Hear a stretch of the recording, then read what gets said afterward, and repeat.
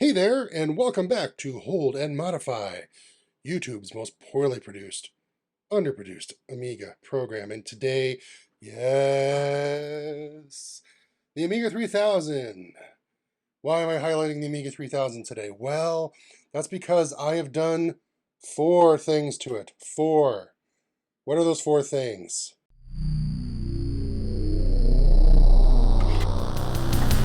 This computer will rule the world.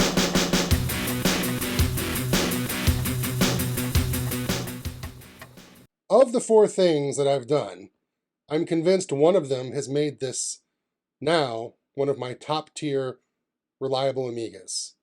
Yes, you heard it right here. The Amiga 3000 always powers on. I guarantee it. This is a John Hertel re-Amiga 3000, by the way, meaning it's a completely new custom motherboard that uses all the original Amiga chips, including the little simple ones. So it's not just the fancy custom chips. It's using all the original chips with the exception of the memory, which does use more modern SIM modules. And I'll get to that in a minute and why that actually was important for this stability. Oh yes, foreshadowing, yes. So let's go ahead and turn her on so I can prove to you that every single time I come up here and I press the power button, she turns on.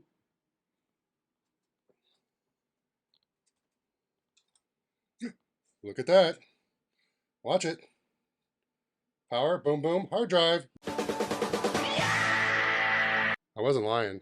I was serious. I was totally serious. So as you can see, this 3000 boots right up, and it's currently booting up as I talk to you. Yes, there you go. And yes, you're going to see something, by the way, you've not seen in my prior Amiga 3000 videos.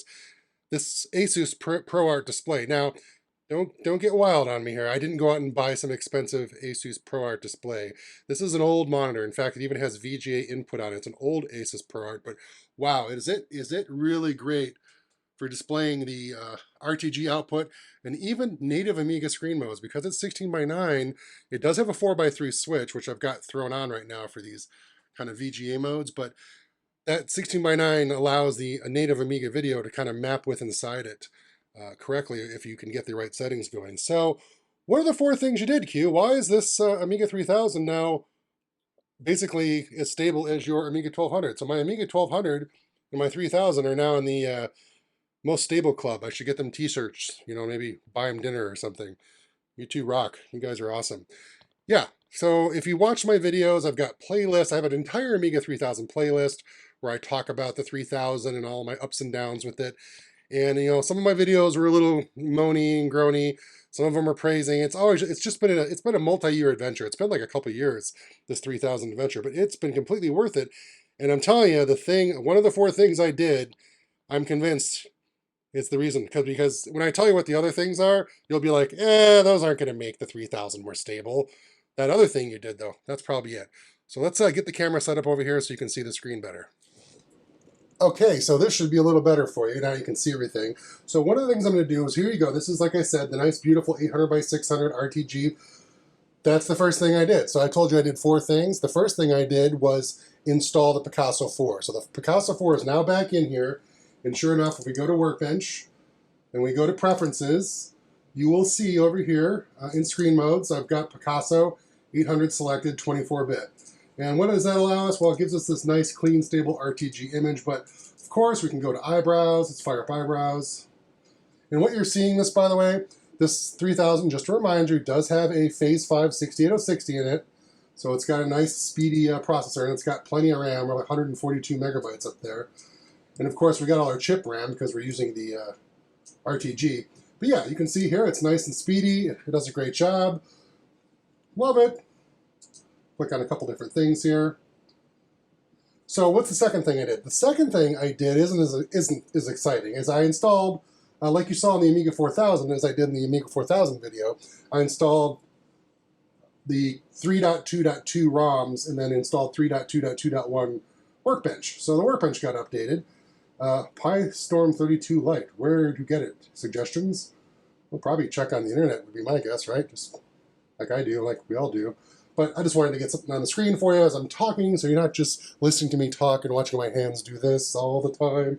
And that helped. Obviously, with the new operating system, does make things a little speedier.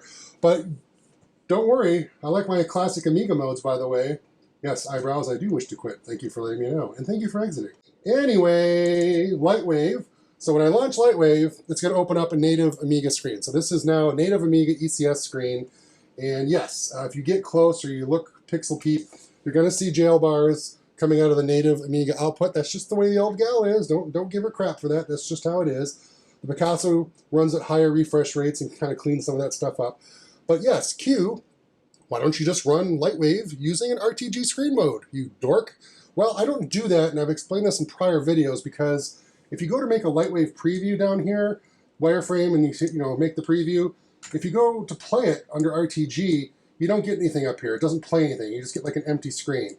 So that sucks. That's why I don't do that. But I did want to show that, yes, this monitor does an awesome job with this native Amiga mode, and the Picasso 4 is flicker fixing the video. That's why you don't see it flickering or jumping around. The 3000, of course, has its own built-in flicker fixer, but the Picasso 4 also has a flicker fixer. So, for example, if you had a damaged Amber or a damaged flicker fixer in your 3000, you could turn it off.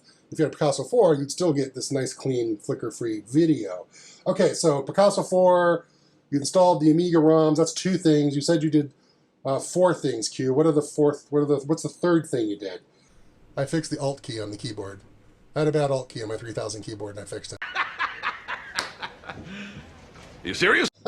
Yes, I know. So let's get to it. What is the 4th thing I did that really made this Amiga 3000 always turn on? Always turn on. I come upstairs and I turn it on, and it just turns on. I never have a problem with it not turning on. It's crazy. So the 4th thing I did, when you buy like dip chips, little computer chips, this is not a dip chip. Pretend this is a dip chip, and they have the little pins on them. They come in that like non-static protective foam stuff. So what I did is I cut out a little tiny chunk of that foam. Why did you do that, Q? I did that because now this is no longer a dip chip. This is now my Phase 5 060 accelerator card. So if you're still with me, this is now a Phase 5 060 accelerator card. And here's the Amiga motherboard. So the Phase 5 16060 accelerator plugs into the fast slot, the 3000, then it kind of sits here. And then what it likes to do is this. I get all droopy. Kind of like I am now in my old age. Things like to droop, all right? There's no way around it. And that can cause kind of random weird issues with, obviously turning the Amiga on, or you move the Amiga around and it just locks up. So one of the things you want to do is it comes with these little footy pegs, and you use the footy pegs to keep the card up. Well, the problem is the Amiga doesn't have the holes for those footy pegs. Not a big deal. You can use the little footy pegs, and you just break off or cut off the bottom, and then they just lay flat and it holds it nice and stiff. Well, I don't have any of the footy pegs. But what I did notice is on the Amiga 3000, those SIM sockets I talked about earlier, well, they're right underneath the Phase 5 accelerator. And the SIM sockets use those, like you take the SIM, now this is a SIM module, guys, so stay with me, and you push it into the socket like this, right? Well, the socket down here is that plastic piece, and the SIM sockets in the Amiga 3000 aren't vertical like most PCs nowadays. They're actually horizontal. So I have this like horizontal plastic area. So now this is a 68060 accelerator again, so stay with me. Here we go. So now the 68060 is here, the motherboard's here, and just below it is the plastic trim of the SIM socket holder. So I thought that little piece of static foam, non-conductive foam, whatever, I wedged it underneath the accelerator on top of the plastic SIM area, and now the 060 can't droop. It stays nice and stiff, like I used to when I was young. It's awesome. I love it. And because I've done that, I'm guessing that's probably, out of all the things I've told you I've done to this 3000, that is the one thing that has made this extremely, extremely reliable at boot. It has never, I come up, like I said, I come up here randomly, and I'll just, when I'm working and I'm up in my office, and I'll push the power button to see what happens. And I'm like, oh, hey, it totally worked. That's great. And it never fails. It never, ever fails. So awesome, such a simple little thing. Now, you could add up collectively all the things I've done to this, the ROMs, the Picasso. I don't think any of those had anything to do with stability. Now, I did do, a couple weeks ago, a Buster 11 upgrade on this. I had a Buster 11 sitting in my closet for like years, and this 3000 had a Rev 7 on it. I put the Rev 11 in here a while ago. I didn't really show that to you guys, sorry. And it didn't seem to really make a difference. I was still having my weird, finicky, is it going to start, is it not going to start issues. That's why I'm convinced the little, you know, the droopy 060 was the reason. And now that it's supported properly, like I can bang on this and slide it around, and it doesn't lock up or freeze or do weird stuff. Like, it's really, really, really just been fantastic. And it's now one of my, it's the top tier of my two computers. The 1200 and the 3000 are both, they're just like, they're fighting each other, like getting in, you know, digital wars, like Tron battles over each other. I'm sure, I think when I go to bed at night, these computers do fight each other. Now, who's close second? The 2500 behind me. An Amiga 2500, as long as you don't go over Kickstart 3.2.1, that 2500 is amazing. The Kickstart 3.2.1 with the 2500 has nothing to do with the Amiga 2500. It has everything to do with the accelerator card in it. It has a progressive peripherals and software 6040. It's a really old car. They're doing a lot of weird boot time hack stuff on it to get it to work right. And the guys who make the current Amiga OS, they'd have to deep dive probably to get that thing to work. But the point is that Amiga 2500 with the progressive peripheral and software 040, you just don't go past 3.2.1. And you know what? Honestly, an Amiga 2500, just keep it at 2.0, really. If you're doing toaster stuff or old school stuff, you could just keep it at 2.0. Maybe put 3.0 on it. I don't know. I'm crazy.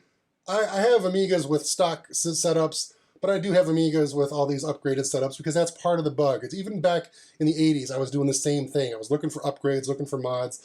It's just what do you do? It's just a thing. And now I'm happy to have this 3000 so stable. Watch what I'm going to do right now, right in front of you guys. I'm going to turn off. Okay? Turned off.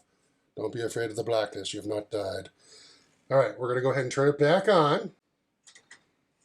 And I guarantee you, if it doesn't boot, I'll send it to you. Yeah, sorry, it's booting. I get to keep it. I get to keep it. All right, that's it. I made my point. I just wanted to say that something simple as a little piece of supportive foam. Man, maybe I could use that myself, some supportive foam. A little piece of supportive foam has made this 3000 rock solid stable. It's awesome. All right, thanks for watching. I'm done with this video.